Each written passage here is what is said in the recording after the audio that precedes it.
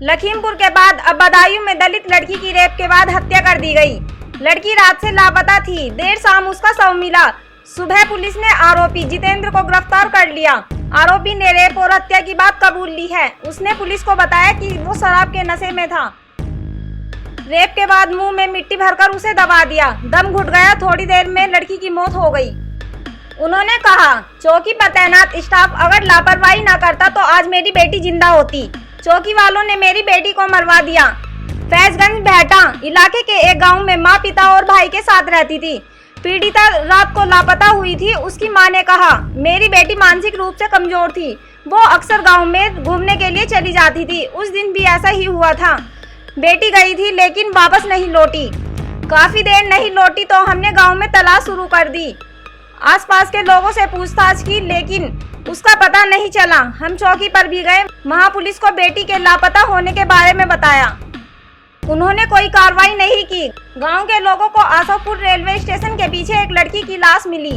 उन्होंने तुरंत पुलिस को सूचना दी। पुलिस मौके पर पहुंची तो लड़की के कपड़े अस्त व्यस्त थे। उसके मुंह में मिट्टी भरी हुई थी। चेहरा भी पूरा मिट्टी से सना था। कुछ ग्रामीणों ने सबकी शिनाख्त कर ली। उन्होंने परिवार के बारे में बताया। वहां भीड़ बढ़ती जा रही थी। पुलिस सूत्रों ने बताया कि पुलिस को डर था कि कहीं कोई बवाल न शुरू हो जाए। ऐसे में पुलिस ने परिवार को सूचना दी। पीड़ित परिवार का आरोप है कि हमें सिर्फ लड़की का चेहरा दिखाया और शव तुरंत पोस्टमार्टम के लिए ले गए। पीड़िता की मां ने कहा, हमारे पास फोन आता है, कोई पुलिस वाला ही था। वो कहता है कि मेरी बेटी का एक्सीडेंट हुआ है। इसके बाद हम भागते हुए चौकी फिर थाने पहुंचे। बेटी का सिर्फ चेहरा देखने को मिला। पुलिस जल्दबाजी में लाश लेकर बदायूं भाग गई। सामने आया कि जितेंद्र की उस लड़की को अक्सर अपनी दुकान से मिठाई खाने को देता था। एक ठेले वाले ने बयान दिया कि उसने वारदात वाली रात जितेंद्र को बच्ची के साथ रेलवे स्टेशन की तरफ जाते देखा था। पुलिस ने जितेंद्र को अरेस्ट किया। इसके बाद वारदात के उलझे हुए तार सुलझते चले गए।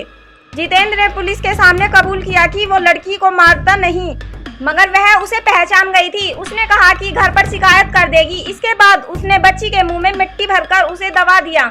कुछ देर बाद उसकी मौत हो गई तो चेहरे पर भी गीली मिट्टी पोत दी। रिपोर्ट में सामने आया है कि गले की सांस की नली में मिट्टी मिली। गले में और शरीर पर चोट के निशान मिले। अनुमान है कि मरने से पहले किशोरी ने संघर्ष किया था मगर वह खुद को बचा नहीं सकी।